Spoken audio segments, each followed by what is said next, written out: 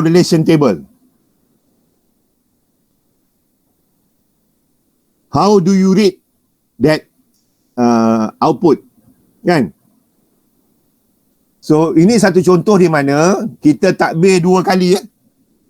Anything yang takbir 2 kali, kita gunakan korelasi. Okay? So, kalau tengok uji dan uji semula, signifikan dia less than 0.5. 0.001. Okay? Perkali korelasi dia, correlation coefficient is 0.70. This is when you use the Pearson correlation. Now, if you use this Spearman correlation, you will get a 0.679 or a 0.68. Okay, boleh nampak tak skor bagi Pearson dengan Spearman? Is it significant or not?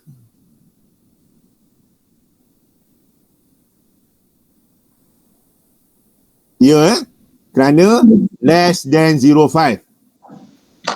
Tapi notice tak, yang mana lebih tinggi, Pearson ke Spearman?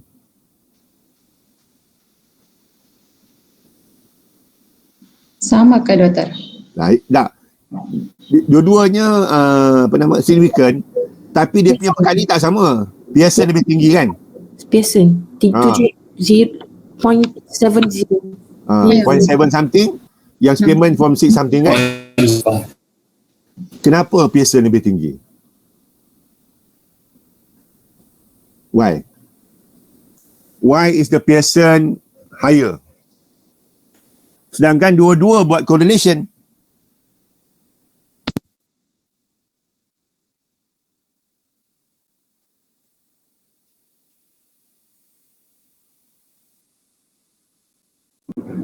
Sebab Pearson tu kalau nak dia valid, kita valid kena melebihi 0.070.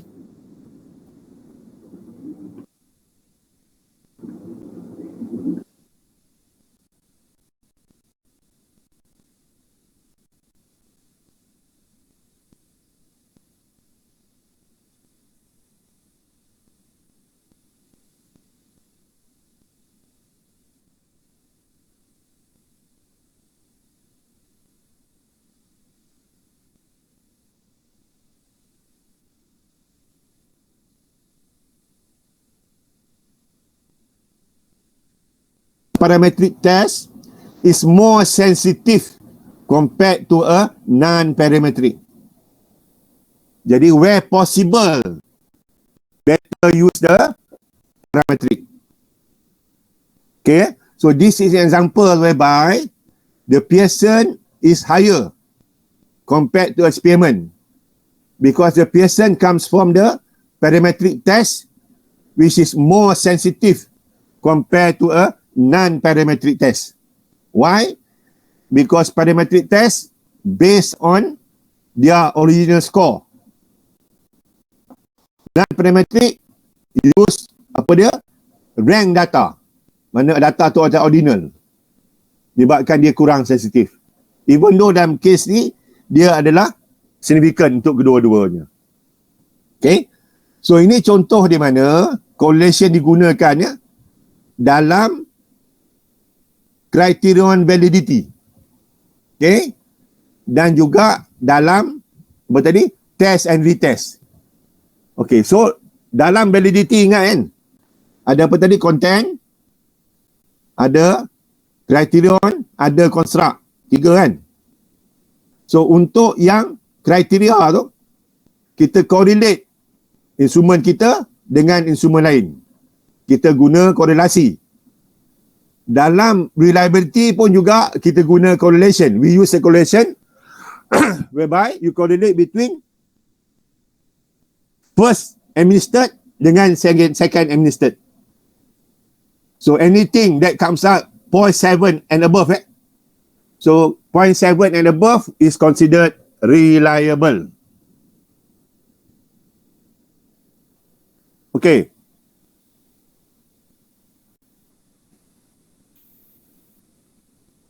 Okay, the second statistik yang kita nak pakai ialah internal consistency. Okay, saya nak run test ni. Anda cuba tengok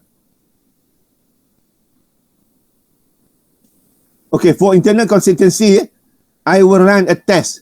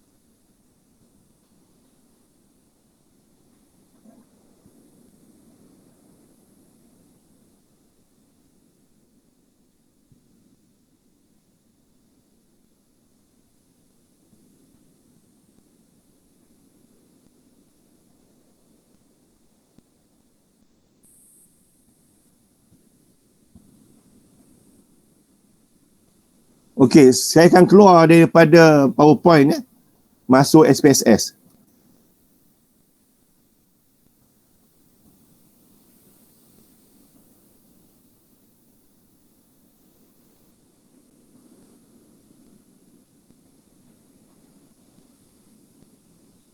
Okey, boleh nampak tak? Paparan SPSS, boleh nampak? Boleh, Doktor. Nampak Doktor? Nampak? Boleh Doktor. Okay, now we will do this lebih intensif. We will use this more intensive when we have finished this preparing the proposal, kan? When we come down to chapter 4 nanti, we will do a lot of this test lah. But for today, we're trying to only look at the for the internal consistency of our instrument. Okay. Now, take this example. For the SPSS, the student have come up with 5 items. Q1, 2, 3, 4, 5. Dan kita tengok dia punya variable view. Boleh nampak tak variable view dia? Boleh. So, kalau kita tengok, bagi setiap item ni, okay, let's say item ni lah. Saya dapat menyediakan aktiviti yang menggalakkan murid berfikir. Jadi untuk ini,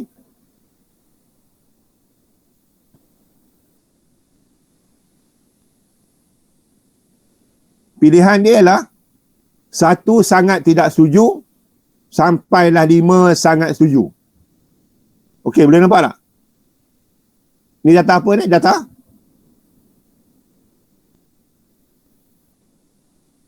Data apa? What data is that? Data ordinal. Okay, so ada 5 item. Sekarang ni apa saya nak buat? Saya akan run data ni untuk lihat dia punya internal consistency. So don't worry, ini learning. Kita buat perlahan-lahan. Step 1, analyze. Step 2, scale. Step 3, reliability analysis. Step 4, enter all the items.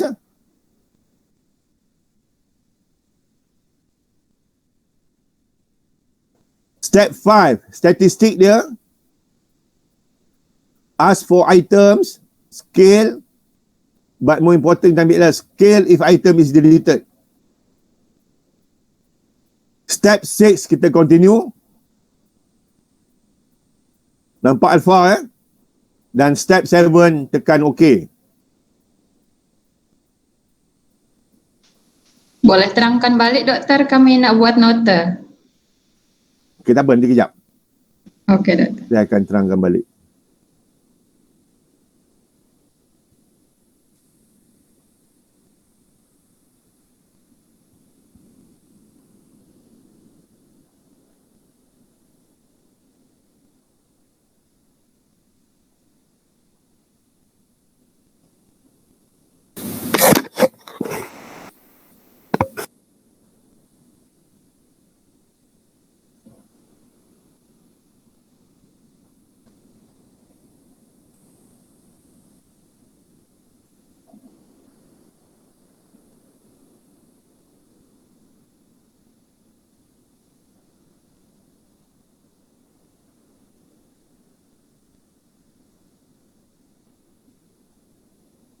Okey, saya ulang step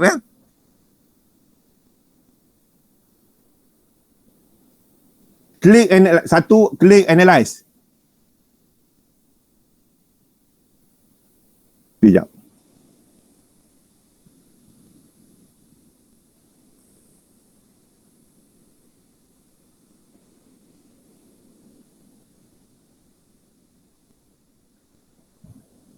Okey, nombor 1, klik analyze.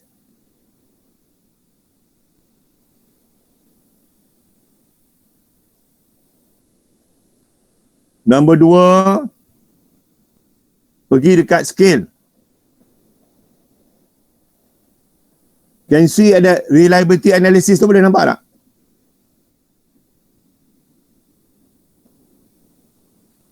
Can you see that? Reliability analysis? Nampak. Yeah. Yes. So click Yes. reliability analysis. Okay, click. Now, apa yang item ada tadi tu, all the ordinal item tu, masukkan belah kanan Move all the items into the table. Okay, dah. Then, click statistic. Okay, we don't need everything. So, saya ambil satu je lah. Scale if item is deleted. Ambil ini je nak ambil lain pun boleh, tapi dia lebih banyak lah. So, for today, we take this one just. Then, you click continue. Notice ada alpha. Then, click OK. Okay, then you will get an output. Saya rasa outputnya awak tak nampak kan? Tak. Okay, nanti kejap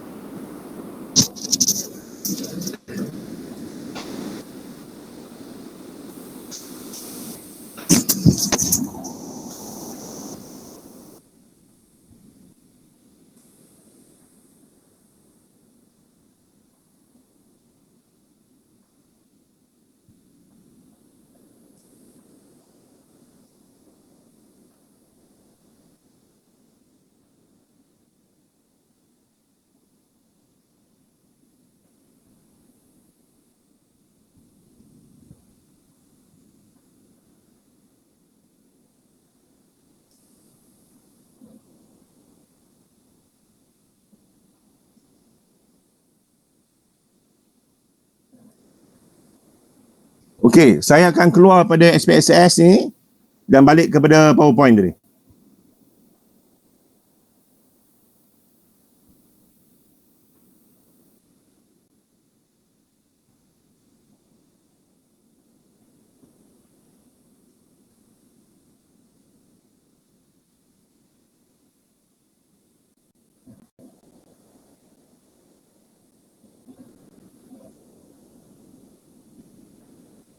Okay, now can you see the output from SPSS?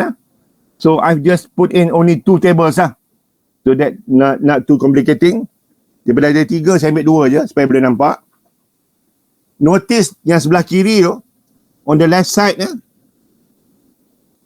the table is named reliability statistic. Belah kanan tu item total statistics. Boleh nampak tak? Dalam reliability statistic, Chromebug Alpha berapa nilai? 0.632. Okay. 0.632. Okay. 0.632 ni accepted atau tidak? Accepted. Okay. We only accept jika 0.7 and above. Okay.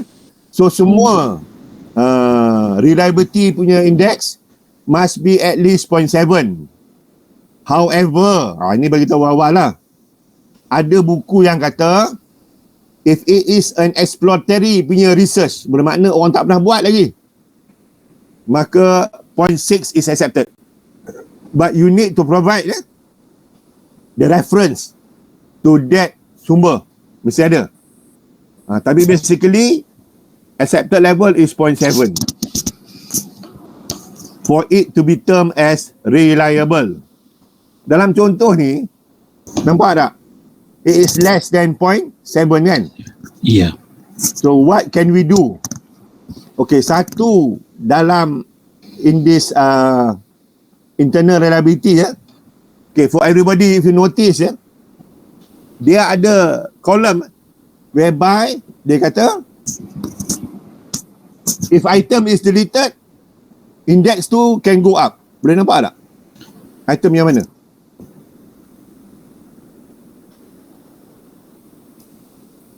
If item is deleted, Item nombor tu boleh naik. 16.433. Nombor 3 lah, item nombor 3 kan? Yeah. Betul, saya tidak menuju ke alat berfikir. Okay. So kalau kita keluar nombor tu, dia akan jadi berapa? 0.9 something, correct? Okay, now let's see what happens. Kita keluarkan saya dah buat dah tadi. Boleh nampak tak? So kita compare both tables. Kali pertama ada 5 item. Kali kedua ada 4 item. Lagi tinggi Chromebug Alpha. Kita tak kisah tinggi tak ni. Kita nak dia go beyond 0.7. As long as dia 0.7 above, okay. So we don't need to be 0.9 pun tak apa Not to say that 0.9 is better than 0.8, tak ada. Anything above 0.7, okay. Doktor, ini bermaksud yang item tu not valid lah, spesifik item tersebut. Maksudnya item yang nombor 3 tu. Okay, bermakna in the real main study. Ini kan kita buat masa pilot kan. Okay, so we do this during the pilot study. So when you do the pilot study, we identify kata this item is not contributing to the reliability index. So we gugurkan dia kan. So for the main study, kita hanya guna 4 je. Okay. Ingat satu perkara paling penting lagi kurang lagi baik. Tapi walaupun kurang, index mesti 0.7 and above. So we would not like it to be macam kita minta pelajar jawab soal sidik. Dia suka ke jawab soal sidik banyak item? Tak suka. Tapi kalau kita tak bagi cukup, dia tak cover kandungan tu. Kan? So kita nak dia cover kandungan tu. Jadi kalau boleh kita cukup-cukup cover aja. Jadi as long as dia 0.7 nak okey lah. Okay? We don't need to be a 0.9. But in this case, it is a 0.9. How does that happen? Because we withdraw one of the items. So the internal reliability has improved from 0.6 something to 0.9 something. So now these 4 items is reliable and will be used for the main study. Okay. So when do we do this? Bila kita takbir sekali. Masa bila kita takbir sekali? Masa soal sidik dan juga ujian. Tapi kalau kita takbir 2 kali, apa kita buat? Kita guna yang korelasi tadi tu. So when you administer twice, you do a correlation. When you do once, you do a Cronbach alpha. Okay? Yang bagusnya ialah Cronbach alpha dan kuda Richardson boleh gunakan the same procedure. Cronbach alpha is used for questionnaire yang bentuk words. Kuda Richardson digunakan ujian yang bentuk nombor. Bolehlah guna dua-dua sekali. Okay. Teres. Doctor, Yes. I have question. Go ahead. How to determine which items need to delete? Why number 3 item need to Okay. delete? One thing good about SPSS is that all the items are okay.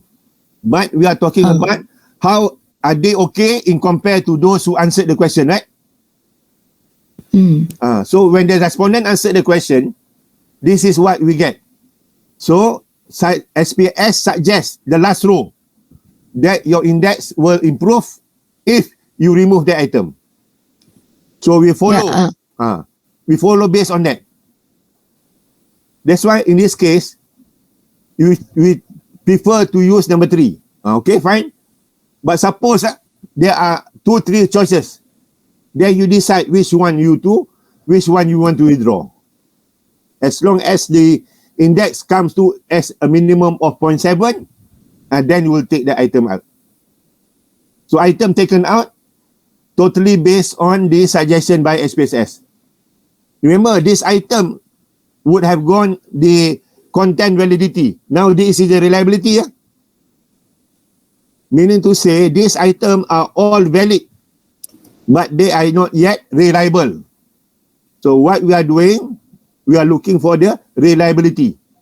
So taking one out, it still maintain its validity. Okay? So there is no issue of not valid. Maksudnya doktor, kita nak tarik satu item tu, dia tak based on mana yang doktor cakap tadi, mana besar kita nak keluarkan. Maksudnya kita tak base pada yang mana besar ataupun asas je kalau boleh. Okay, asas je kalau boleh. Semua instrumen ni, okay, dia penuhi 0.7, kan? Lagi sikit, lagi bagus. Itu cerita dia. So kita tak nak item tu, katalah kerana ada 0.9, kita ada 8 item. Sedangkan dengan 7 item kita boleh dapat 0.7, kan? 0.7 cukup lah. Biar bilangan item tu biar sesikit possible and yet still melepasi 0.7. Okay? Okay. So when do we do this? Bila kita administer only once, ya. Dalam soal selidik biasa kita administer only once. Dalam ujian pun juga kita takbir ujian tu once. Ingat ya, ini berlaku semasa bila? Semasa bila kita buat ni? Is it during the main study? Kajian rintis. Master pilot. Master pilot testing tu. Okay.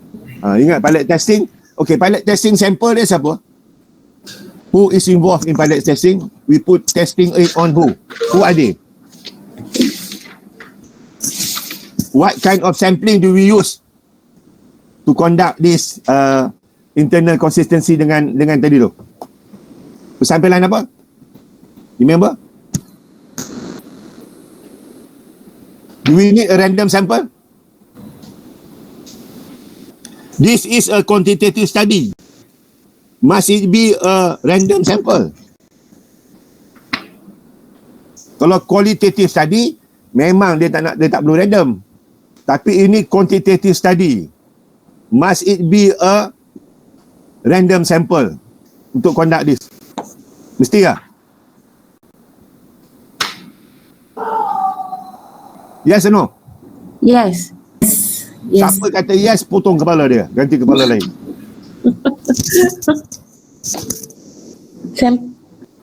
Kenapa? This is a pilot testing. We are not testing the population. We are testing the instrument. Nampak tak? Makna data untuk data daripada sampel tu tak penting. Yang penting to get this instrument validate dengan reliable. Oh. So we don't need a random sample. So sample ni sample apa? What kind of sample kita use ni? We use a, takkan lupa dah. Tyrone, guna apa?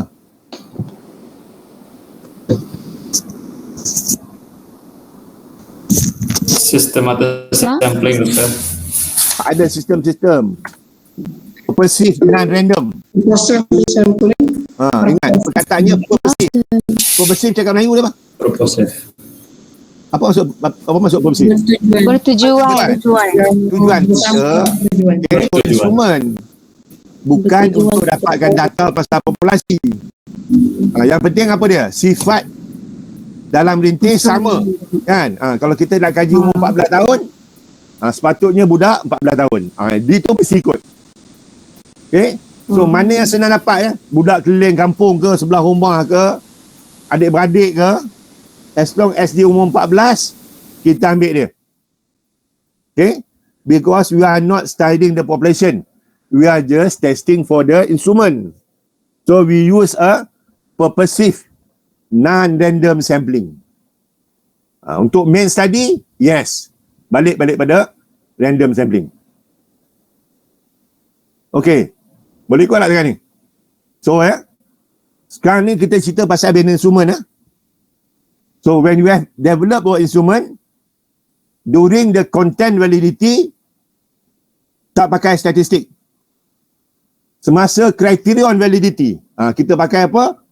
Correlation. Semasa construct validity, tak pakai statistik. Okay, now we go to reliability. Reliability pula, balik tadi ada dua kan? Okay, tengok balik slide dia.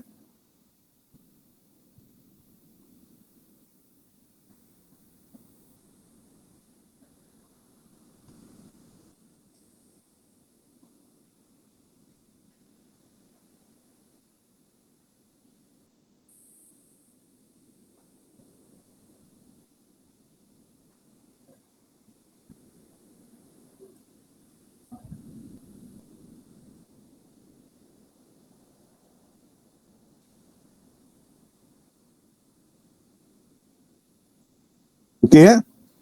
So ulang balik ya. When do we use statistical test? In content validity, we don't really use, tak payah, tak apa. Tetapi untuk criterion related, kita akan pakai apa dia? Correlation. Pasal kita correlate dengan satu instrumen yang kita tahu. For construct validity, memang it's quite difficult. It will involve a lot of theory lah. Ya? So mungkin antaranya test, tapi it's not that clear. But for reliability, so ada dua jenis. Yang takbir dua kali. Ya? Ataupun ada dua instrumen. Ataupun baca odd and even. Anything that buat dua kali, kita guna correlation. Kan? Tadi dah tengok lah, kalau boleh, pakai Pearson. Tak boleh, pakai Spearman. Why use Pearson? Because Pearson is more sensitive. Okay. The second part is internal consistency. Bila kita takbir sekali je. So bila takbir sekali, kita akan keluar Cronbach alpha. Nilai yang kita nak minimum 0.7. Bagusnya SPSS, it will suggest item to be withdrawn to improve on the the reliability. Okay. So similarly with the Cronbach alpha is another test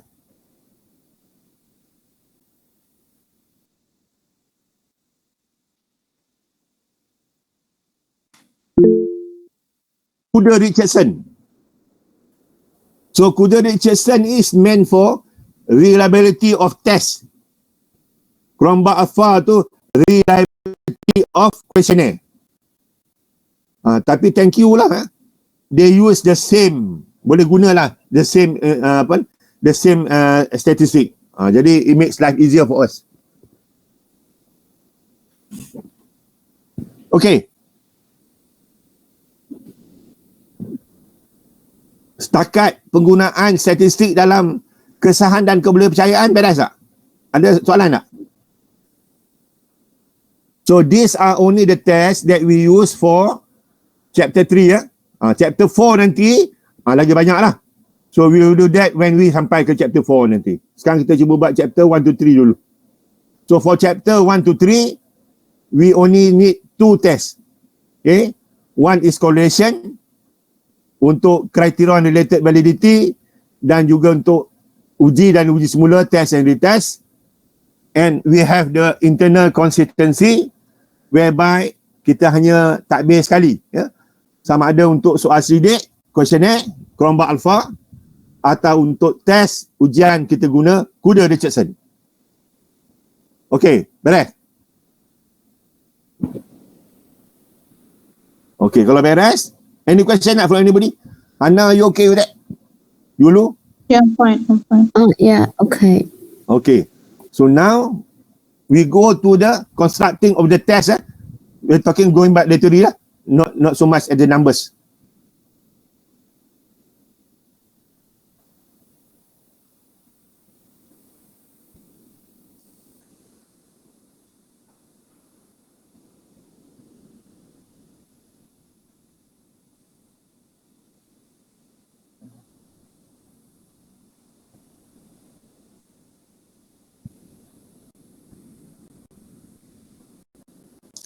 Okay, what we have here is what you call as the table of specification ya.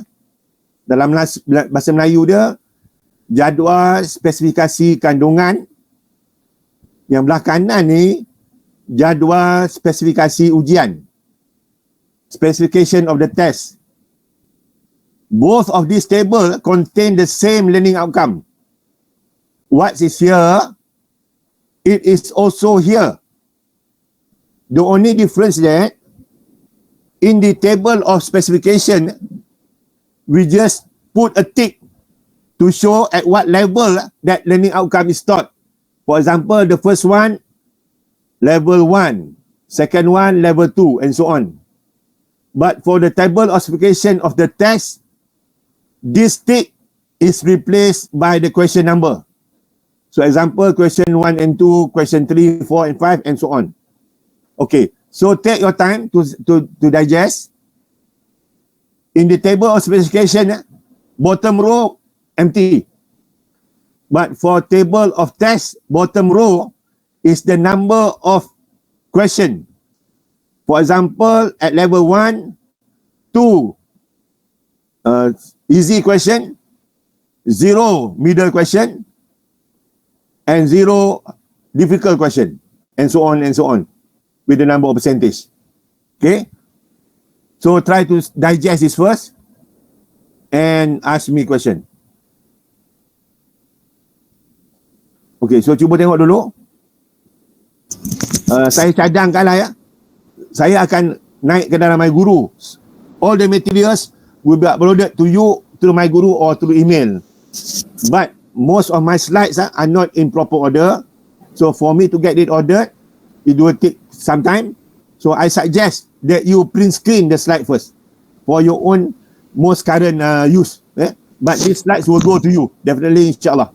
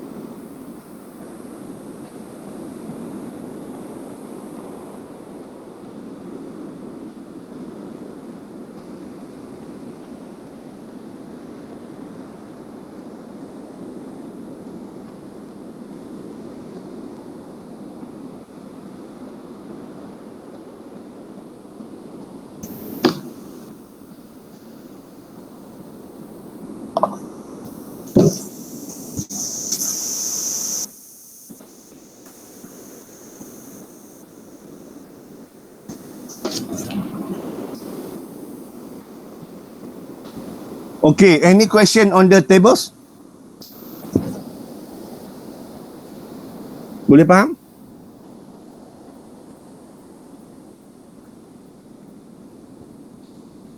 Okay, we are now at constructing instrument test.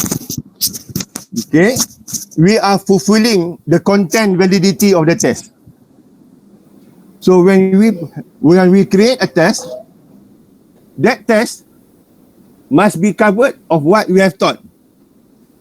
So the table required to show that there is a relationship between what is going to be tested and what has been taught is the table of specification and the table of test.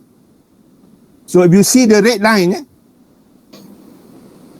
so that red line is here and here are the same. The only thing is that all the ticks here have been replaced by the question number. Okay, so we have the question not coming from anywhere but must come from the original what was taught. And at the bottom here are the number of questions according to the various levels of Bloom taxonomy. Level 1, 2, 3, 4, 5, 6. And for every level, there is a quantity which come up with simple question, moderate question, and also difficult question. So, what's important here is not whether it's difficult or not. We will come by another term known as the index of discrimination.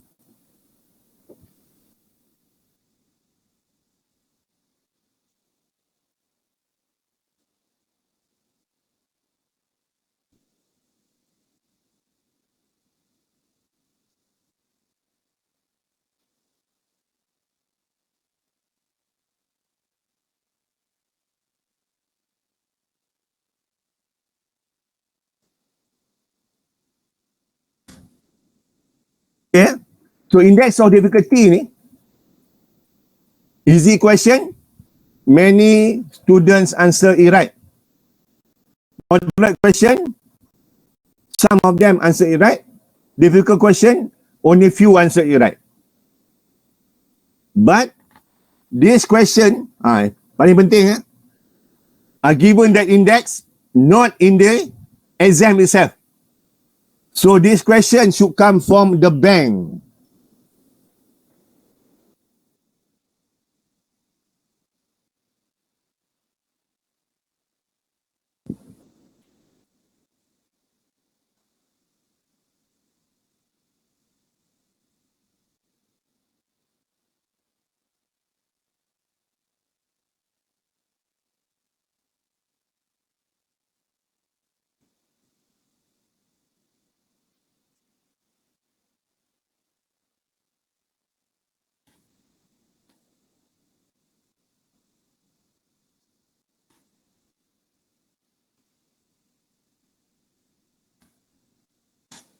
Okey, ayat ni, mahal tak ayat ni? Ada sesiapa terasa tak? Anda cikgu, anda mengajar bagi ujian bulanan, awal tahun, tengah tahun, tapi soalan anda tidak datang daripada bank. Dia baru datang daripada anda punya laptop 2 minggu lepas ataupun semalam. So ini mungkin kita klasifikasikan sebagai unprofessional lah, bukan unprofessional. Salah type. Ada bantahan tak? Anybody? Any question to raise up? Do you agree? Yulu? Anybody else?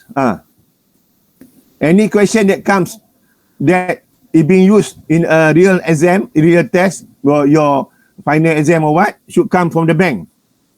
Do you agree to that?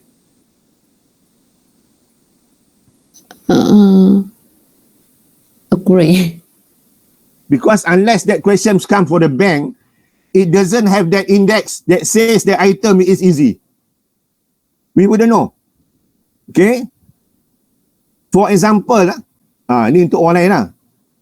Kita ambil contoh kan, dalam sistem pelajaran Malaysia, soalan SPM, Okay? Tiru cakap dengan siapa tiru? Tak dengar ke? Dengar? Dengar, okay. Tiru, what form do you teach? Form 5, doktor. Subjek? Sains sukan. Ada SPM kan? Ya, Okay. ada. You pernah ajar budak ambil SPM ada lah? Ya, ya. Okay. Now, soalan yang dikeluar tu, you rasa macam mana soalan tu keluar? Who construct the question? Sepatutnya kalau ikutkan guru untuk SPM ke ataupun yang ujian-ujian yang No, for SPM. SPM. Nah, SPM daripada panel kementerian lah, doktor. Panel kementerian tu siapa? Daripada pengubal-pengubal soalan yang telah dipilih lah menerusi. Siapa? Possible tak you lah. jadi pengubah soalan? Possible tak? Possible. Jadi bermakna it can come from teachers, right? Ya. Okay, now you have come up the question. Okay. So dan meeting dah bengkel, duduk kat hotel, makan macam-macam semua, you come up with a question, correct? Yes. Now, that question 2021 will it be used for this year exam? No, cannot be, doctor, because every year they will different question, they will do according to the JSU yang ditetapkan. Okay, dah ada JSU dah. Dah ada soalan dah. Okay. So soalan tu bina somewhere katalah around February ke March ke 2021. Can that question be tested in the same year 2021? Boleh tak? Boleh. Because they did for 2021, right? No, tak boleh. Because question tu tak ada index kan. Macam mana tahu soalan tu senang susah? Betul tak? Penggubah dah buat soalan. Tapi budak dah jawab tak? Belum kan? Belum. Dan macam mana tahu susah senang? Correct tak? Dia hanya akan buat postmortem selepas exam. No. Masalah sekarang ni, ingatlah budak punya markah beri kesan pada dia ya. Soalan tu kita kata senang. Okay, now everyone should pass kan? 50%. And yet many fail. Why? Soalan yang kita kata senang sebenarnya pada budak tak senang. Okay? Ataupun pelajar dapat A banyak. Kita kata A patut only what? 20%. Berapa more than 20% dapat A. Kita kata susah, budak kata tak susah. So, tak valid kan? Correct tak? So meaning to say, whether that item is difficult, moderate or easy must be determined by the student through a real exam. So definitely if you construct it in 2021, that exam cannot be SPM 2021. Okay? So what happens that? Okay, now masa bila budak betul-betul get ready for SPM? Somewhere kata around November, correct? So, let's say by the end of October, student taking the SPM will take this test. Yang soalan you all gubal tadi tu. Agak-agak, are they ready not? Should they be ready not? Exam dah dekat. Dia patut dah baca buku tak? Jadi sepatut bila dia jawab tu, dia sepatut dah belajar semua, correct? Ya, correct. They should be put on their best ability kan? Yes. If you ask them, you bubuh benda tu dalam bulan 6, mungkin belum ready lagi. Tapi kalau kata lagi 2 minggu nak exam, they should be ready lah kan? Ya, betul. Bermakna, if they know the answer, then they should answer. If they know the answer, they don't know the answer. Betul tak? Okay. Jadi sekarang ni, soalan tu, the question will be administered to them. This selected student pilot ya. And those students, the question, jawapan akan disemak dan akan dibagi index. So one of the index is difficulty index lah. Jika that question, many people answer right, that is a simple question. Kan? If that question, many people got it wrong, that is a difficult question. So that is the difficulty index. Settle tak? Now the question dah ada index dah. So of course the question will not be administered on that year. Bila dia akan ditanya pada pelajar? When? When will be used against the student? Bila? The following year. We don't know. This is where it goes to the bank, kan? Dalam bank, soalan tu akan campur lah, betul tak? Sebab tu soalan in 2022, 23, 24, question will be drawn randomly from the bank, kan? But question coming from the bank, index difficulty dah ada belum? Sudah ada. Dah ada. So, dia mungkin ada 3 pool lah. Okay, soalan sains sukan senang, soalan ini. Soalan sains sukan sederhana, ini. Soalan sains sukan suka, ini. Kan? Untuk soalan senang, we will draw 50%. Sederhana, we draw 30%. Sukar, we will draw 20%. So, we have 100% of soalan yang semua ada index of difficulty. Correct nak? Ya, correct. So, tak semesti dia keluar pada 21. Boleh keluar 22, 23, 24. Tak kisahlah. The bigger bank lagi baik lah, kan? Jadi bermakna that JPU tu, percentage tu refers to the question that has been indexed, not those who have not been indexed. Okay? Pasal dia akan bagi markah pada belajar. Itu saya nak you faham betul-betul. So what the teachers are doing, bila tak mengamalkan bank item, maka that soalan sebenarnya tidak valid. Pasal dia tidak tahu sukar atau senangnya soalan itu. Okey. Betul, doktor. Betul. Setuju. Jadi kat situlah the teachers may not be professional if they are not applying jadual spesifikasi ujian dalam pekerjaan mereka. So are they doing that? I don't know. I can't say for sure. Kan? But we worry. Doktor nak tanya, biasanya di sekolah biasa yang saya pengalaman ni, JSU akan dihantar 2 minggu sebelum peperiksaan berlangsung. Jadi apa yang saya belajar hari ni adalah bila kita buat JSU, betulkan saya kalau saya silap, bila kita buat JSU perlu ada index je, maksudnya kita perlu ada buat pilot test je supaya kita tahu kita dapat verify that item is in the aras rendah, aras sederhana dan aras tinggi, kan?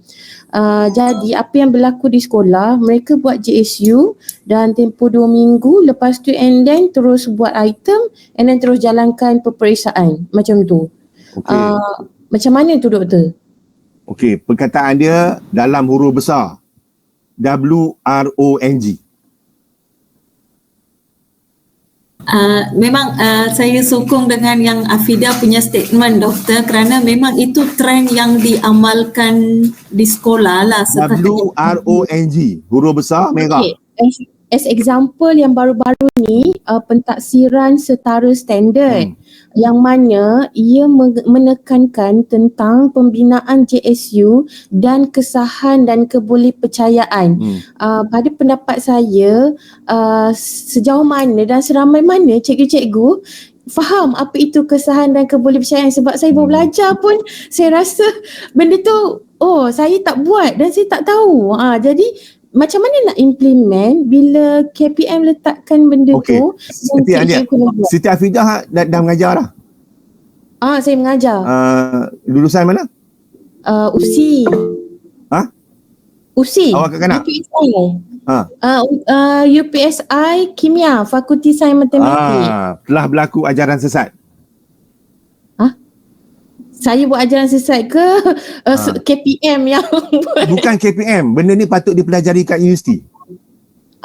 Dah belajar. Dah belajar. Masa belajar tu, apa yang you buat? Masa belajar tu? You belajar apa? Belajar JSK tak? Belajar. Belajar JSU tak? Belajar. Okey, bermakna dah diajar? Dah diajar. Okey, sampai kat sekolah apa yang berlaku? Saya buat, tapi dalam masa yang sama penataran berlaku tu tak sama dengan apa yang saya belajar. Okey, sekarang ni bila buat JSK? Awal tahun? Tidak. Bila? Bukan awal tahun, dia dalam sebelum peperiksaan pertengahan tahun. Saya kebiasaannya saya akan buat 3 bulan sebelum. Dan JSK? Saya akan jadual penentu JSU tu saya akan buat. JSK buat bila? JSK jadual spesifikasi kandungan. Okey, awal tahun RPT. As early as Rancangan- possible lah. Mungkin dalam masa seminggu, 2 minggu awal kan. Ya, kita panggil IPT. Kenapa? Rancangan Pelajaran Tahunan. Okay, RPT. Okay, RPT tu ada tarikh tak? Ada. Sebab itu penting untuk kita buat awal. Pasal nak tahu tarikh pada tahun tertentu kan. Betul. Pasal nanti kalau salah buat, cuti dan sebagainya, betul? Betul. So, dia mesti dilakukan pada awal tahun, correct? Ya, betul. Kenapa bila JSK dia dah buat, kenapa pada masa yang sama tak buat JSU? Itu cakap saya dah terpengaruh dengan budaya dan amalan. Jadi mana macam tadi kan, bila JSK tadi kita bagi tahu tahap mana kan? Betul. So kita buat JSU dah. Betul tak? Okay, so maknanya kita dah mula buat soalan. Hanya isu dia, soalan yang kita buat tu. Okay? Boleh tak ditakbir dalam peperiksaan pertengahan tahun ke akhir tahun? Selagi tak ada indeks. Tak boleh. Okay, tak boleh. Tak boleh. Habis macam mana nak buat? Okay, pertama sekali, first year round memang saya rasa masalah lah. Pasal soalan tak ada kan? Okay. Salah satu cara yang kita boleh buat ialah, oleh kerana soalan tak ada, kita takbir lah dulu. Okay. Mana kita cuba buat ikut JSU yang ada tu. Kan? Okay, soalan dah ada lah. Baik, tahap siapa tentukan? Cikgu. Ya, betul cikgu. Indeks siapa tentukan? Indeks murid. Murid. Okey, oleh kerana kita tak ada benda tu, kena pula sekolah baru, kita tak ada pilihan. Kita buatlah soalan tu. Okey, dan kita takbir. Okey, for that year punya result let's say lah, anda sediakan 100 soalan. Betul? Betul. Setiap soalan katalah 1 markah, correct? Katakanlah daripada 100 soalan tu, ada 10 soalan yang gagal indeks. Bila saya kata indeks ni bukan kesukaran lah. Kesukaran tu saya tak ada isu sangat. Satu lagi nanti, diskriminasi. Dia tak capai diskriminasi. Let's say that ada 10. Boleh tak kita kira markah dia? 10. Ada 100 soalan. Okay, there are 100 question 10 of the question doesn't fulfill the discrimination index. Can we calculate the marks from that 10 question? Cannot. Now your total now is no more 100. Your 90. total now is only 90. Betul. Can that 90 di convert to 100 boleh tak? Can. Boleh. So tak ada masalah. Jadi mana untuk first year round dah tak ada pilihan, dah terpaksa buat. So at least you dah ada 90% soalan. Dan 90% ni boleh tukar pada 100% kan? Tak ada isu kat situ. Yang penting sekarang ni, that 10 question that do not fulfill the index of discrimination cannot be taken dia punya marks. Tak boleh. Haram. Jadi kiranya doktor, kalau macam pentaksiran setara standard ni, dia mementingkan JSU yang setara. Kemudian pentaksiran itu dilaksanakan 2 minggu selepas itu. Okey. Macam mana? Tak apa. Okey, sekarang ni kata kita ambil tadi Okay, now we take that question, the DSU given to you 2 weeks before exam kan? Yes. So you create soalan, betul? Betul. Okay, saya kata first year tadi problematic lah, correct? But now dah masuk second year. Have a bank question. Now that 90% question tu dah boleh datang pada bank kan? Dia dah ada index kan? Betul. That question lah kemungkinan akan digunakan untuk exam yang tahun tu. Tetapi yang JSU tu macam mana? Boleh masuk tak dalam tu? Dalam exam tu? Now okay let's say that exam was 2020. Okay. Now you dapat JSU 2021. Question for 2021 must come from soalan yang 2020 tadi. Kan? Pasal dia ada index. Dia ada index. Any question developed from JSU 2021 tak boleh. Correct? Tak boleh. Tapi kalau kita tak test, mana kita tahu dia punya index kan? So kena test juga, betul tak? Betul. Okay, saya bagi satu contoh. Now, have any of you involved dengan SRP tak? PMR?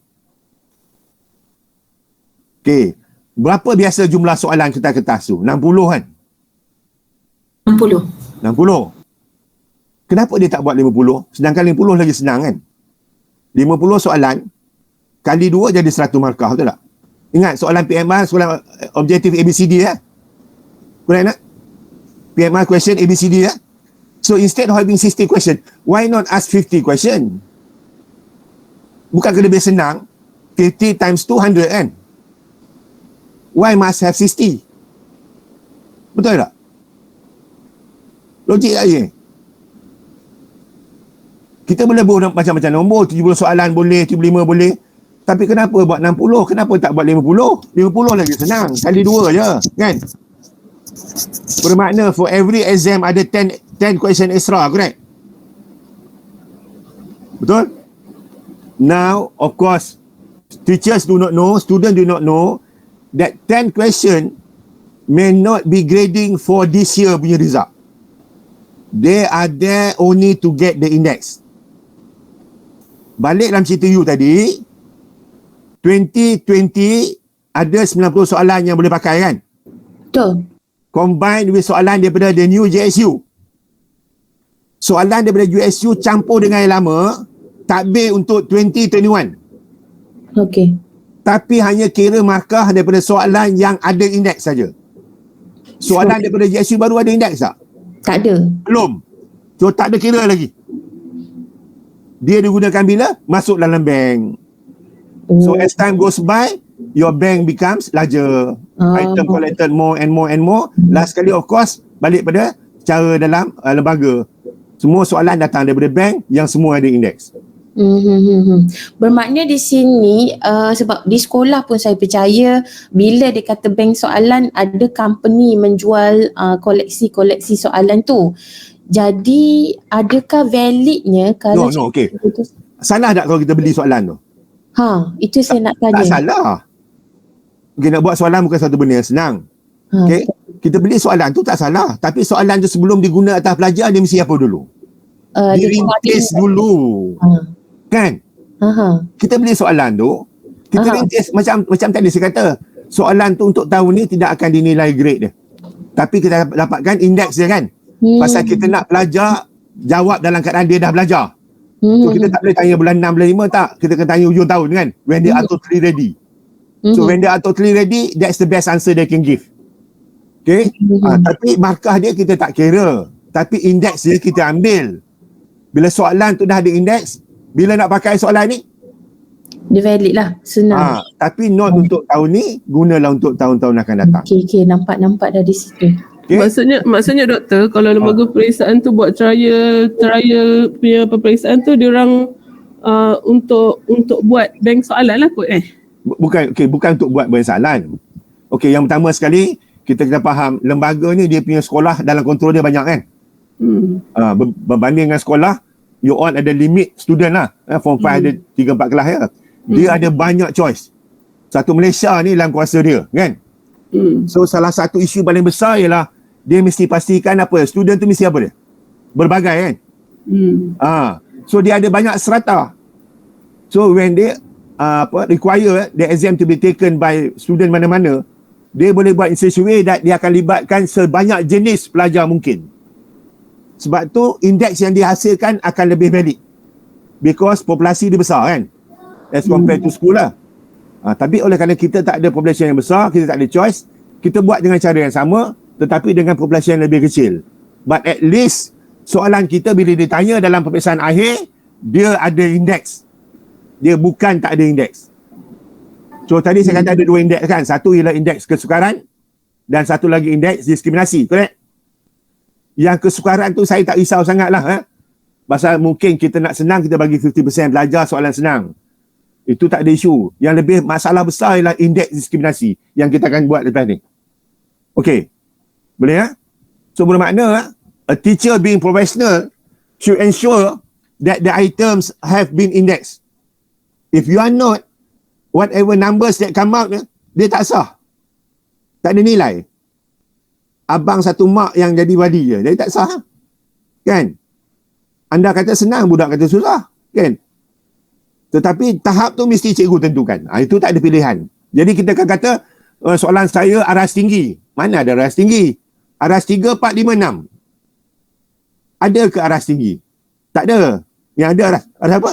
3, 4, 5, 6. Apa dia 3? When it is an application. Kan? Apa dia 4?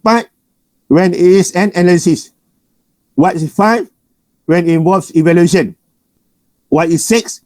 When it involves something creating. Okay? And all these 3, 4, 5, 6 are tinggi. So kita yang tahu tak nak guna perkataan tinggi. Pasal tinggi meliputi 4 kan, 4 kategori. Sedangkan 4 ni tak sama ya. Agak-agak awak antara soalan aras 3 aras 4 ni, yang mana lebih susah? Agak level 3, level 4 ni, which is more difficult? Level 3 apply. Level 4. Oh, okay. Okay. Okay. Analisis. Level 3 melibatkan perkaitan antara dua pemboleh ubah je. Kan? Contoh paling senang, bila masa nak beli baju raya? Masa bila? Jangan beli dekat hari raya. Pasal apa? Harga mahal, ramai orang. Ada kaitan tak antara harga dengan bila masa beli? Ada. Ada. Lebih hampir pada perayaan tu, lebih tinggi harga dia kan? Betul. Sekarang ni, prinsip yang sama. Masa nak beli baju sekolah, masa bila nak beli? Nak beli bulan 12 ke? Tak. Lagi hampir pembukaan sekolah, lagi ramai, lepas tu saiz tak ada and so on. Prinsip sama tak? Nampak tak? Sama. Kalau nak pinang anak orang, nak ambil wanita yang orang ramai tak ke, pilih yang orang ramai tak nak? Itu tak boleh jawab. Kalau pilih orang ramai tak, apa jadi dengan dia punya hantaran yang orang kahwin? Tinggi. Nampak? In demand. In demand, higher. Prinsip yang sama, nampak tak? Itu je cerita dia. Bermakna, this is level 3. Applying principles to different situation. Tetapi in level 3, we only involve dua konsep dia. Kan? Kita dah belajar kan? Predictor variable, criterion variable. Pakai statistik apa? Nak tahu dia punya perkaitan ni? Statistik apa? Korelasi kan? Kalau level 4, satu dependent variable, berapa banyak independent? 2 or more. Banyak kan? Lebih pada satu. 2 atau lebih. Lagi susah. So macam mana nak tahu faktor manakah sebenar penyebab sesuatu tu? There are many factors that influence certain dependent variable. So which factor is highly influenced on that particular variable? Apa dia? Macam mana nak tahu? Anybody?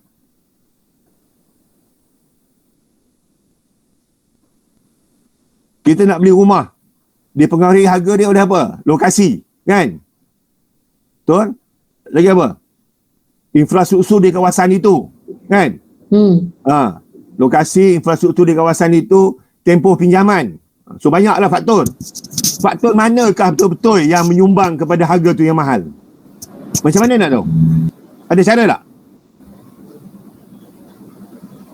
Anybody? Hopefully we will learn this in 2 to 3 weeks time. 2 to 3 weeks time. But at the moment, can anybody tell me in an analytical punya problem whereby one dependent is being influenced by many independent variable, is there any statistic that can help us decide which is the most contributing factor? Ada tak? Anybody? Siapa dapat jawapan ni melancung ke Phuket? Anybody willing to try?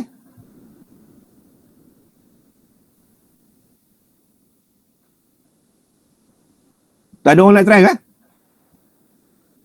Dan sini ada jawapan tak dari sini? Dari sini? Kalau Nisa tak dengar suara lama. Kalau Nisa on video jawab ke Nisa?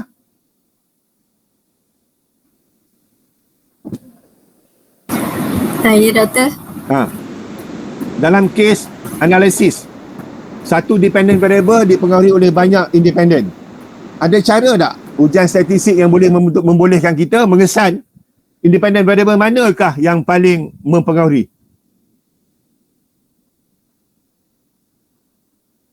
Ada tak? Siti Hafidah keluar ANOVA, teka tu. Tak nak main teka-teka. Kanisa ada tak? On video Kanisa, tak tengok wajah kan? Dah on je. Tak nampak pun? Ada tulis K. Okey, Kanisa. Boleh tengok? Independent variable mana yang paling menyumbang kepada dependent variable tu? Ada sensitif tak boleh pakai? Tak tahulah doktor, tak pasti. Tak pasti. Bermula dengan huruf R.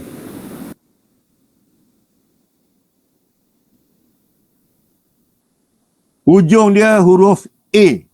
Dua perkataan. Regressions. Apa dia? Regression. Ha. Regression. Okey, dalam bahasa Melayu dia regresi berganda.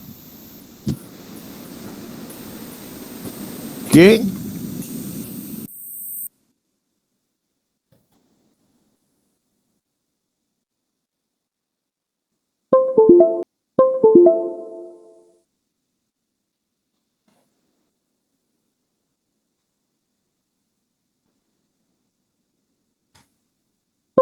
Bahasa Inggeris dia multiple regression dalam case-cases yang melibatkan analisis. So what is analysis? When a dependent variable is influenced by two or more independent variable. Okay? So hopefully dalam masa 2 minggu kita akan tengok nanti. Hanya setakat sekarang ni nak bagi tahu bahawa lanjutan daripada kes Hafidah ni, indeks tersebut mesti ada. Jadi kalau dihantar JSU tu, awak rasa JSU dia penting tak? Penting. Tapi pada saya tak bermakna soalan tu untuk tahun tu punya exam kan? JSU tu bagi tahu supaya kesahan kandungan tu ada. Jadi cikgu tak buat soalan merapu kan? Dia buat soalan based on panduan daripada JSU. Tapi tak semesti soalan tu digunakan untuk tahun itu. Kerana paling penting tahun itu, that soalan tak ada indeks. Okay? Jadi soalan tu digunakan untuk tahun tu untuk apa? Dia digunakan untuk rintis sahaja. Bukan untuk bagi markah. Dan bila dah rintis, dah ada indeks, digunakan seterusnya masuk dalam bank. Okay? Tanpa JSU, ada tak kesahan kandungan? Tak ada. Tak ada. So JSU mesti ada. Okay? So saya tak salahkan dia yang hantar JSU. Salahnya cikgu buat soalan dan guna untuk tahun itu. Okay, cikgu guna soalan untuk tahun tu salah tak? Tak salah lagi. Markah tu yang diguna, itu yang salah. Kan? Tapi itu yang jadi budaya dan amalan sebenarnya. Okay. Sekarang ni saya tanya awak, Siti Hafidah. Sekarang ni, kalau ada peluang kan, pada pagi Jumaat, awak nak baca surah apa? Pagi Jumaat. Surah Yasin. So selama ni itulah jalan sesatnya. Patut baca apa? Surah apa? Al-Kahfi. Selama ni kita ada buat benda yang tak betul. So adalah ulama-ulama mufti yang kata hadis kata benda ni tak ada. So kita dengar cakap dia dan cakap dia valid, kita ikutlah. Okay? Jadi tak ada baca Yasin. Salah tak baca Yasin? Tak salah. Tapi jangan bataskan pada malam Jumaat. Kan? Baca bila-bila pun tak apa. Ini tak. Bila malam Jumaat buat Yasin. Buat majlis buat Yasin. Sedangkan yang kahfi tu memang ada dalam nas kata. Jadi, dah salah dah kan? So nak dibetulkan tak? Perlu. Sama kat macam ni. Jadi tak semesti apa yang kita buat selama ni betul, kita terus ikut lah. Kan? Apa yang kita buat dan kita tahu tak betul, kita betulkan lah. Ya? Tapi jangan pula marah orang pula. Bodoh betul kamu ni. Janganlah macam tu kan. Jangan kata, you who knows not and knows not, he knows not, ikat campak kat perut kelang. Tak salah macam tu kan. Kalau boleh dia yang apa, they who knows and knows not, they don't know. Kan? Kita ajar dia. Nanti mention Dr. Sabri aja. Jangan. Tumpah ni. Okay. So sekarang ni, kita dah cakap ya, pasal statistik. In, in constructing di validity and reliability. Now we are in developing the item itself. So sekarang ni kan, we are at the content validity. Kan? So for it to be content valid, ujian mesti ada JSU, JSK. Okay?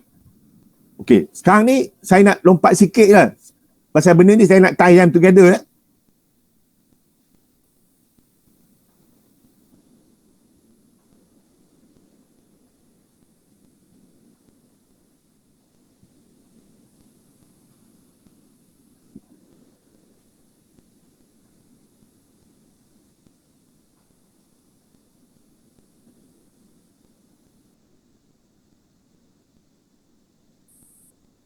Okey, sekarang cuba tengok pula keesahan kandungan bagi kuesioner. Tadi bagi ujian kan. So ujian tadi ada apa? Ada JSK, ada JSU. Tapi untuk soal selidik, kita tak ada JSK, JSU. Based on that construct, kita create definasi. So kita bina soalan ikut definasi. Kat sini juga, kita boleh ambil soalan daripada instrumen orang lain. Okay. Items from others instrument ambil, tak apa. Tapi kita letak dan kita bagi kepada kita punya panel pakar. So kita minta panel pakar kita komen tengok. So let's say in this example, item tersebut panel pakar tengoklah dia setuju tak item tu fulfill that definition. Kalau dia setuju, katakanlah dia bagi 5 atau 4. If they don't agree, then they may put 1.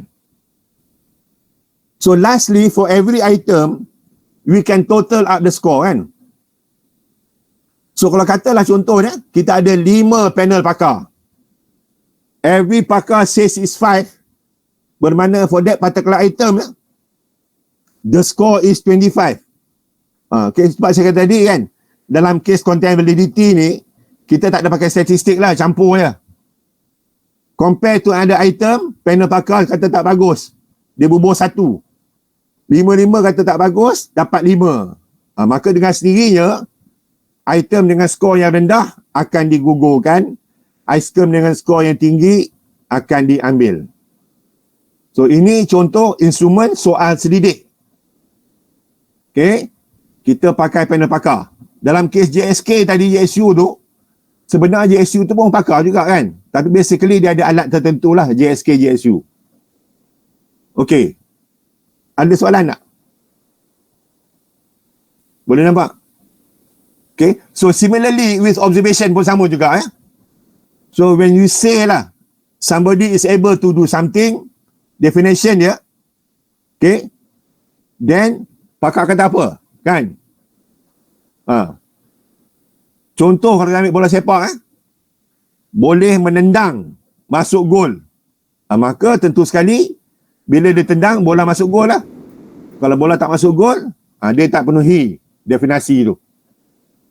So kita bagilah panel pakar yang cakap, kalau dia kata ya, yalah, tidak dan tidaklah. So that is the content validity in terms of test, questionnaire and also on observation. Ada soalan? Yuli, are you okay with this? Zeng? Doctor, can you repeat in English? Oh, this one I've been speaking what? Okay, again. Now, when you talk about constructing a test, its content validity will be dependent upon the table of specification of content and table of specification of test. Okay, but if it's a questionnaire and observation, as the example now, what we must provide that we must provide a definition. Okay, so with that definition of that construct, we'll create the items, or maybe you can take the items from any instrument lah, and you show it to the expert, and expert will evaluate it according to your definition. If the expert agrees, then he may put as number 5. These items fulfill this definition, totally agree, 5. Some other items, he may not agree, he puts in 1. So in our case, I put in 5 experts. So if those experts are giving number 5 and 4, by the end of it, that particular item can get a score of maybe even 25, right? So that is determined as a valid item. Those items having low scores, maybe 5 of the panel gives 1 each, total 5. So that item is no good. So that item is not valid. So now you have valid items. That is for a questionnaire. Similarly, if you do it for observation. But for the test, you use the table of specification of content and table of specification of the test. Okay, Yulu? Yeah, okay. Okay, online boleh? Dokter, Ya. dalam pembuatan kuesioner dan kita mengadopsi kuesioner orang lain, tapi yang kita ubah adalah skill yang kuesioner pertama. Okay, apa saja kita ubah daripada asal yang kita tak ambil in total, kena rujuk balik pada panel pakar. Jika kita ambil intact, makna kita adopt lah. Kita adopt sepenuhnya, dan kita tak payah buat kesahan kandungan. Kita ambil kesahan kandungan yang ditulis oleh pembina tu. Anything else kita kena buat lain. Tapi untuk khusus ni anda memang kena buat lain, ya. Because saya nak latih anda untuk bina sendiri. Tapi ambil kira benda ni mungkin remeh, 5 item mencukupilah. Cukup lah tu. Okay. So, the rest of you macam mana? Boleh terima?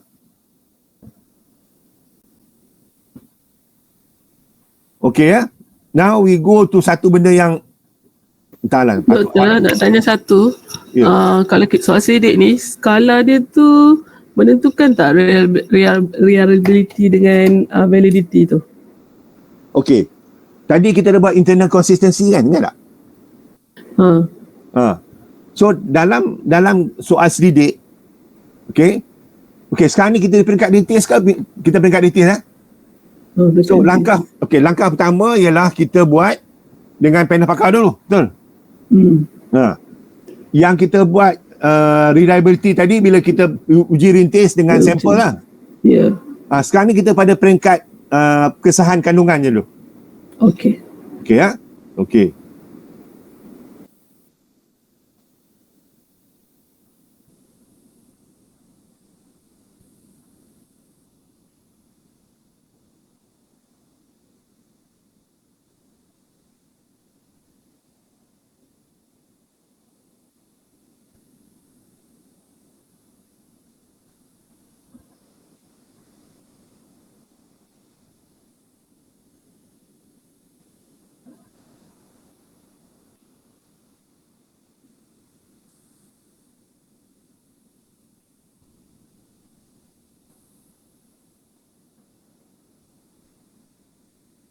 Okey. Masih lagi kesahan kandungan, ya? Content validity. Baik, kita balik pada ujian balik, ya. So, when we have a test, we will first administer it to the pilot sample. Okay?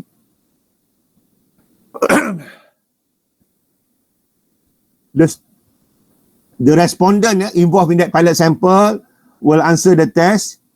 And if it is a correct answer, we give a 1. If it's not correct, we give a 0. Okay? So what happens is that for every question, as in this example, there are students from Andres to Delma. Okay, question 1 to question 10.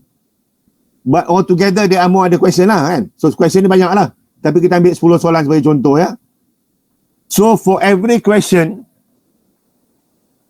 when they get it right, we give them a 1. They get it wrong, we give them a 0. So we arrange the scores from highermost to lowermost. Okay? And when we have arranged those scores, it should come out like this. Okay? So then what we do? We are going to group these students into at least 3 lah, or better 4, whereby we take the topmost and the bottommost. So kalau jumlah dia banyak, there are many students, maybe you should choose top 25%, bottom 25%. In the middle 50% kan. Tapi maybe if you don't have enough students, maybe you take 1/3 top, 1/3 bottom. So in this example, I think I've taken 1/3 top, 1/3 bottom. So if you look at the 1/3 top, you calculate, you count, not calculate, you count how many have it right, all the ones. Then you look at the bottom, you count how many wrong. No, how many one. So you minus the top, minus the bottom, divided by the number in the top. In this case, the number is 3. And for that, you will get a number called discrimination index. Index diskriminasi. Okay? So dalam contoh ni, ada 4 item yang saya tunjukkan.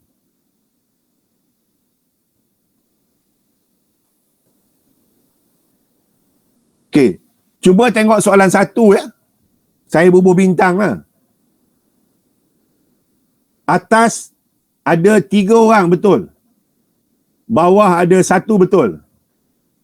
Okay. How to do it? Ini ya. Step 1 till step 5 ya. You semak dia jawapan. Right 1, wrong 0. You total the score. You arrange with the score highest most to the bottommost. Divide into, in this case, top 1/3, bottom 1/3. And then you count what is right in the topmost minus the bottommost divided by the total here. So item 1, 1, 2, 3 minus 1. 3 minus 1, 2 divide by 3. You get 0.67. Item number 2. Topmost 3, bottommost 3. 3 minus 3, 0. Kan? 0 divided by 3, 0. Item number 8. Topmost 3, bottom 0. 3 minus 0, divide by 3, 1. And item number 9, topmost 1, bottommost 2. 1 minus 2 divided by 3, negative 0.33. So, which will be accepted?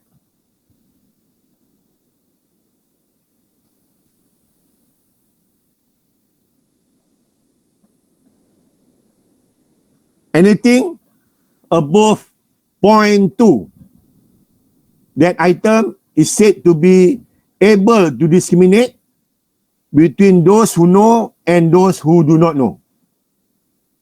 Anything less than that, that item was not able to discriminate dan kita akan gugurkan dia.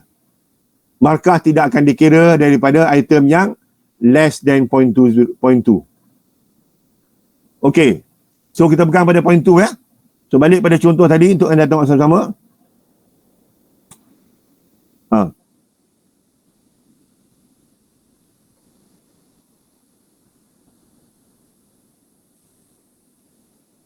Okey, ini soalan. Mas Sarah ada soalan? Senyum banyak. Setakat ni tak ada, Doktor. Boleh? Boleh. Okey. Doctor, Yes. this index, discrimination index is for pilot sample, right? Okay. First foremost, only item that have this index discrimination, we can count in the marks. Okay. So we do this often in the pilot. Okay. Because in the pilot, we are not testing the population. We are only testing the instrument. Yeah. But So okay. So what's the question? So this index is kind of is belong to validation, validity, or it's a reliability, Validity.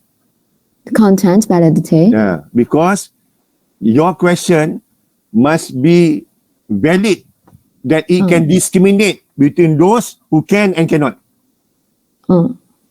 So this is a validity issue. Okay. Okay. It's a content validity. Content validity, yes. Okay. Okay. Okay, ya. Jadi, Thanks, Doctor. okay. For ujian, ya, content validity yang kita buat ada dua. Satu JSK, JSU dan satu lagi indeks diskriminasi. Okay. Itu content validity untuk ujian.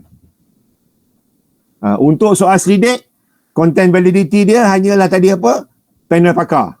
So untuk soal sidik dan juga untuk observation, panel pakar saja dia punya content validity. Boleh? Okay, ya? Baik, jadual ni boleh faham tak? Is it difficult to understand? Okay, ya? So the number of items, there are a lot more than 10 lah. Tapi untuk tujuan senang, saya bawa 10 je lah. Okay. So yang penting ialah bilangan betul atas tolak bilangan betul bawah.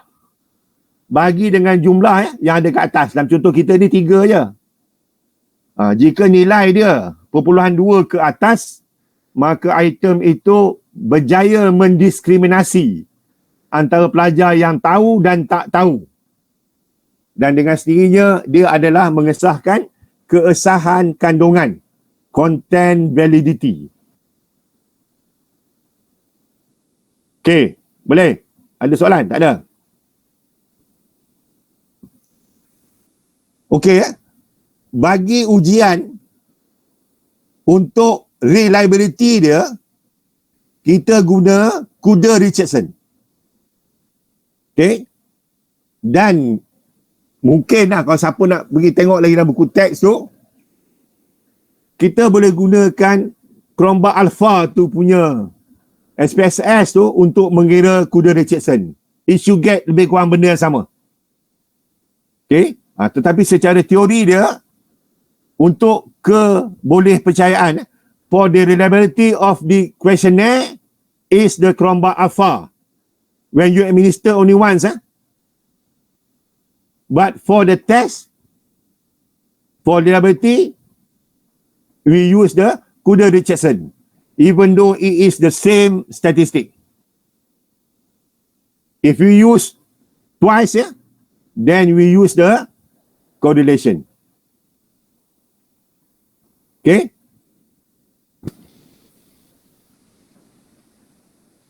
Boleh ikut, ya? Okay. Kita pergi dengan satu perkataan ini.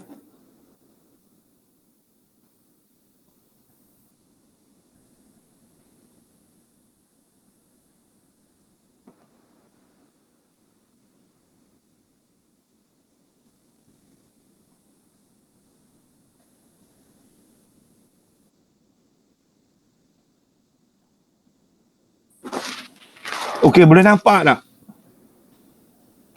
Cantik tak wanita ni? Dari segi mata dia cantik tak?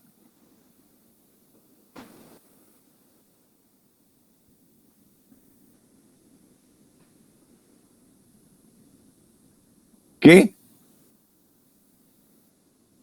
Macam mana masalah? Cantik tak mata dia? Cantik, Doktor. Ini rupa dia.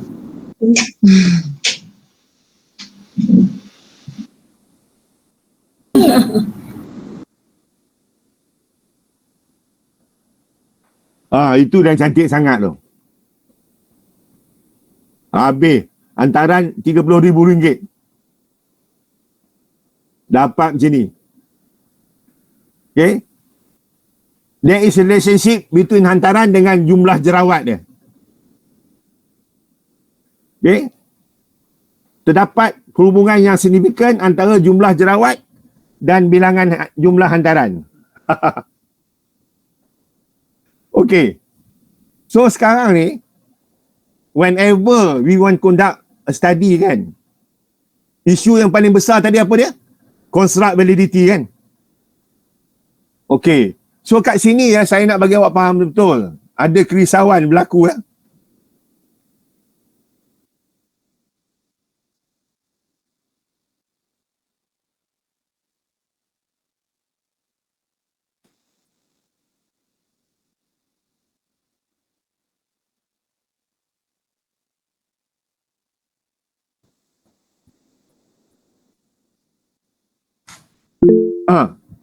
What say you?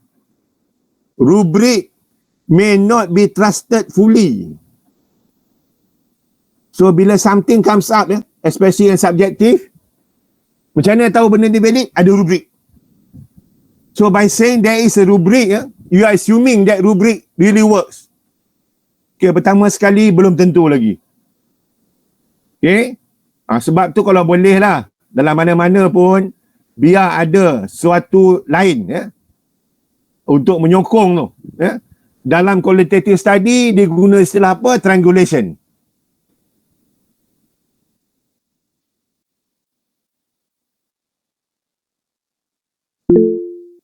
Okay, whereby that thing to be valid can be supported by at least another method, another something.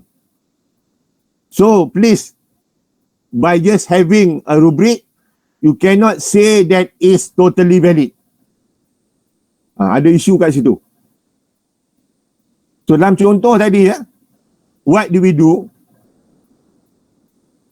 For every of this that we study, it is made up of many construct. Okay? Jadi salah satu daripada yang perlu ada ni, cuba tengok ya.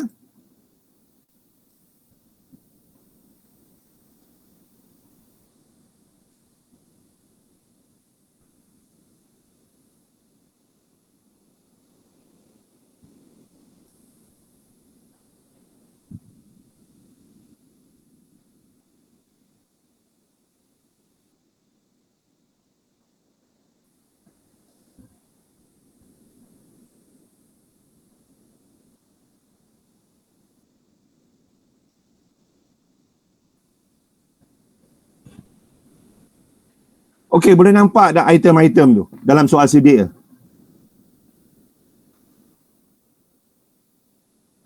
So for every item tu ya, dekat belakang dia ada konstruk dia. Contoh konstruk kelas, konstruk motivasi, konstruk rakan sebaya, konstruk guru. So bila kita bina ni, okay, we need to identify konstruk-konstruk ni memang kalau dia berbeza kena letak berbeza. Okay, so untuk our group ya, I wouldn't want you to do this pasal dia agak difficult, but I need you to understand the theory. So dalam kes kita nanti, you assume yang you dah buat benda ni. Okay, so macam mana ni?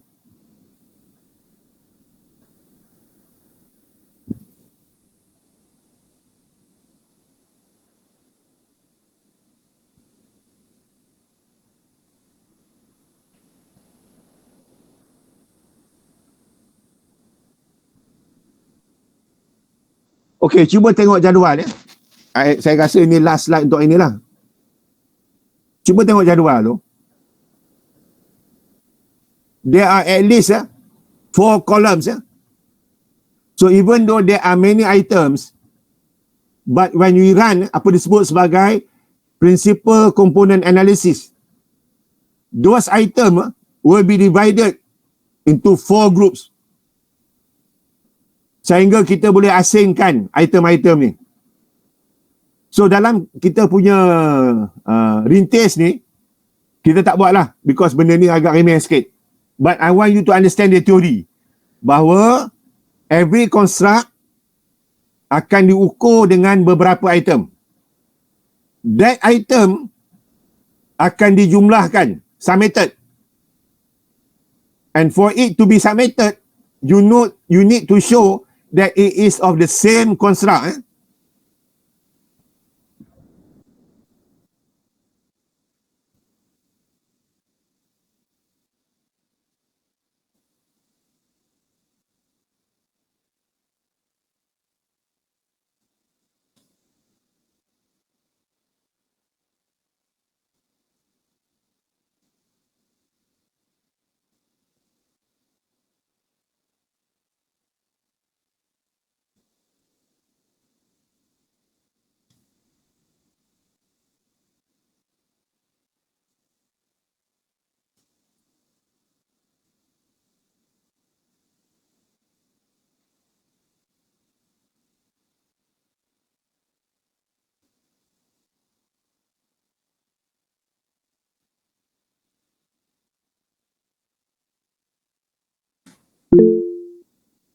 Okay.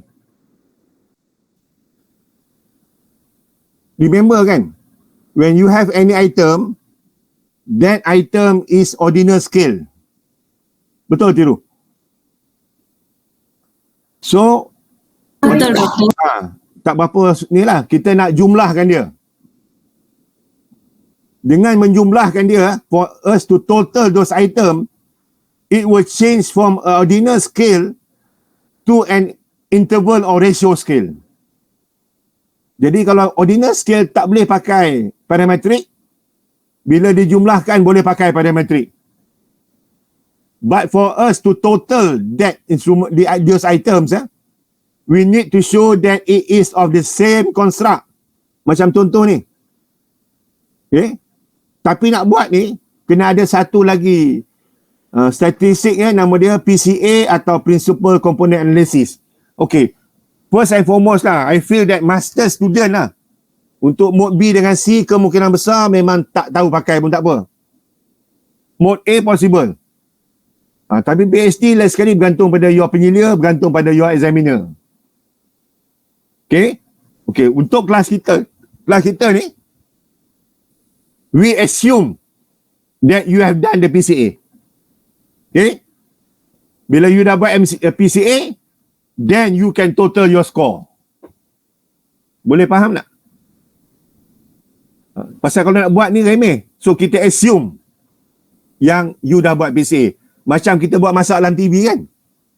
Nak bagi dia masak.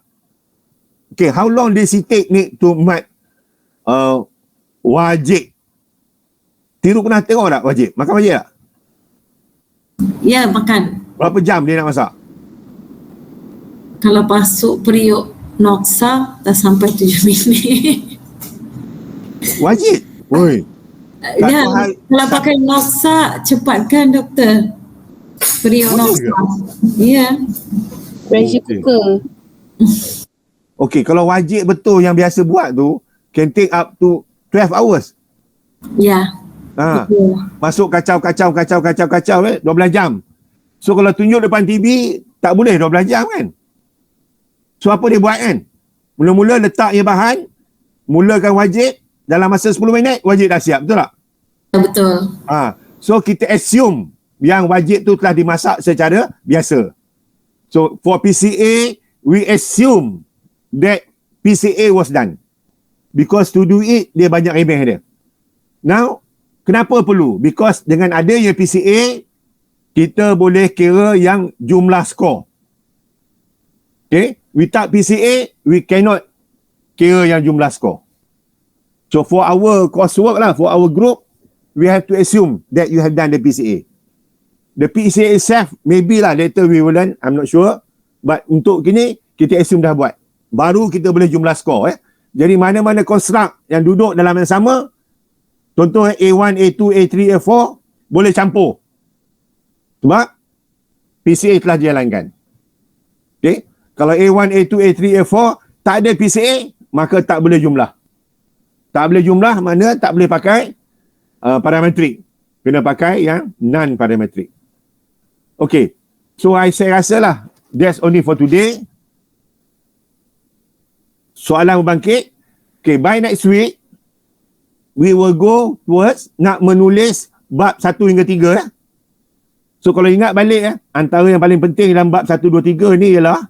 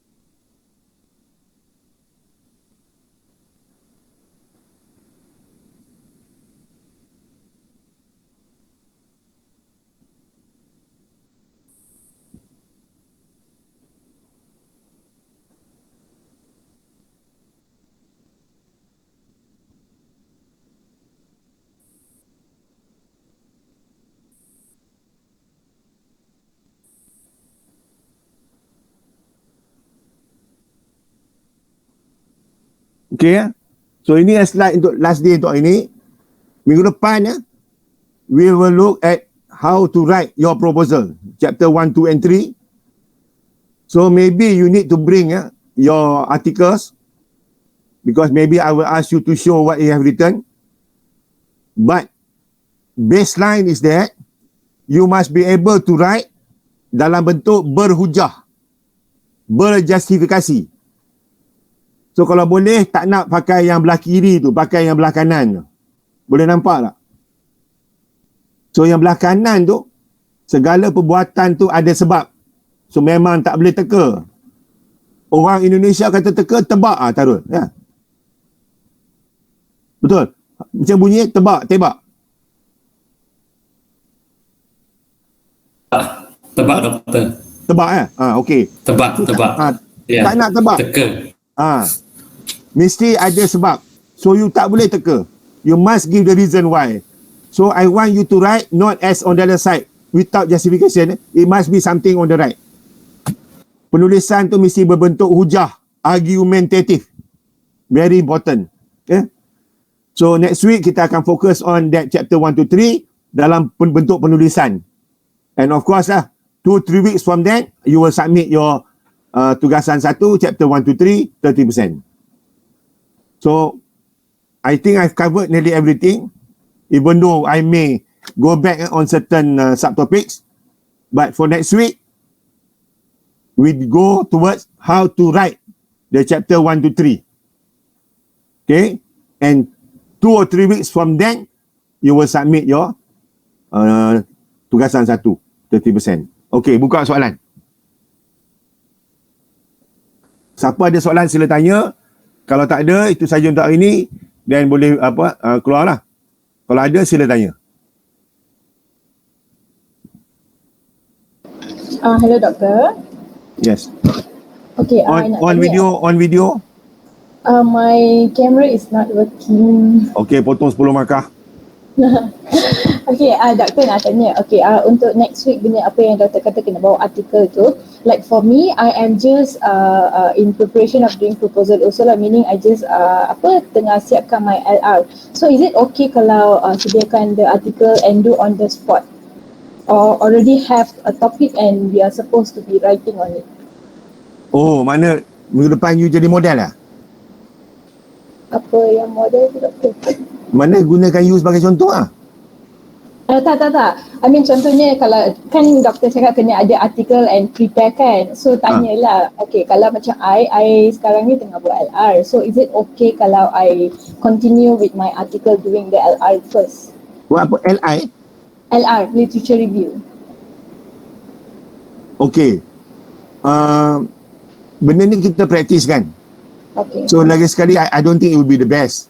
But whatever it is, hanya bila benda tu nampak nanti boleh kita tahu sama ada benda tu baik atau tidak. Kan?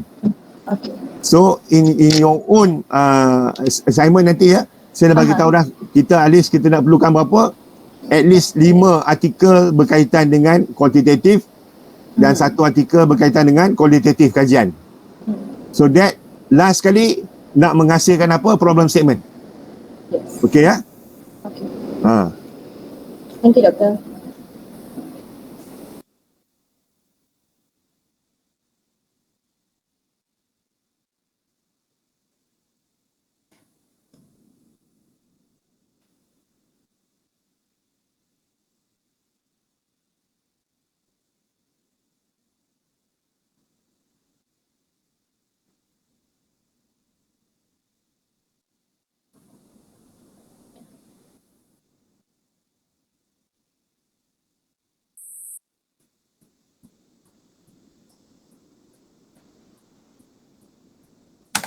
Okay ya? So tujuan kita lah nak come up with dengan problem statement, dan writing tu should be argumentative lah, berhujah. Walau bagaimanapun seterusnya lanjutan kepada ini. That kind of penulisan lah. Ya? Tak ada kata saya akan buat ni kerana ini habis. Don't. Okay? So saya akan ambil lah beberapa orang untuk tunjuk apa yang dia buat. Okay? So kalau ada soalan lagi tanya. Kalau tidak bolehlah bersurat. Time now dah pukul 12. Okey. Soalan? Kalau ada tanyalah. Tak ada, kita berhentilah. Doktor, recording kelas ni boleh tengok dekat mana ya? Memang tak boleh tengok di mana-mana. Baik. Okay, so saya cadangkan print screen. Okay, apa yang ada. Yang kedua, tanya saya soalan-soalan. Okay, as much as you want to ask me question, insyaAllah saya cuba jawab. Okay, I will try entertain what you do not know. It's very important for me, for you to know. Okay, but it must come from you. Pasal kalau tengok, kalau saya buat naik di mana-mana, saya takut benda ni akan pergi tempat yang tak patutnya lah. Because everybody has access kan. And then something else can happen lah. I wouldn't want that. Okay. Soalan? Anything else? Tanya. Kalau ada, kita tanya. Tak ada, kita tutup. Okay, Hana, is it okay with you? Up to now? Are you still there? 12. Hana, you still there? Yulu? Yeah, I'm here. Any question? Doctor, I want about the topic, our research topic. Can I continue from the JRU? Up to you. Topic. There's no restriction on any topic. Okay, all of it is your choice. Okay, so I don't have any problem lah if you want to pick juice. But of course, most important that I can read your product lah. If I can read the product, then it's okay. So my limit is bahasa Melayu, bahasa Indonesia dan juga bahasa English. The rest I don't think I can read. Yeah, I don't think my topic written in JRU course, I think it's not okay. So I want to write it again. No, it's okay. As long as I can understand it, then it's okay. Okay, Jiang, any question from you, Jiang? John said his microphone is not good today. Okay. So Jiang tak ada. Dulu dah. Okay, Zhang. Zhang. Any question from you? Tak ada. Okay, yang lain macam mana? Yang jangan dengar, Joel Fadli ada soalan? Yang saya jangan dengar ya? Tak ada, Doktor. Usyarani ada soalan? Tak ada, Doktor. Thank you. Zaino? Ya, Doktor. Okay, ada soalan? Tak ada soalan. Tadi dah tanya dah. Okay. Atira?